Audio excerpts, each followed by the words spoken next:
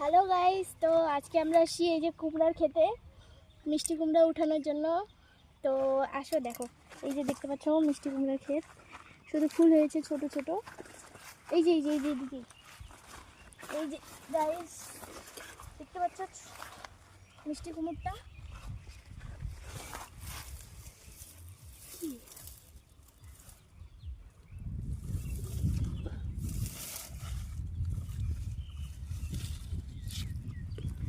এটা নিয়ে যাবো গাইস, আরো দেখি এদিকে আছে কিনা।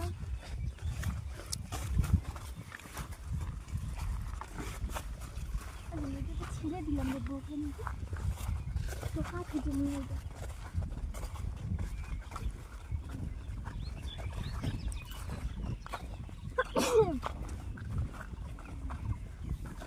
এই যে এখানে শুধু ছোট ছোট, এই যে দেখতে পাচ্ছ, এই যে ছোট ছোট ছোট হয়ে আছে।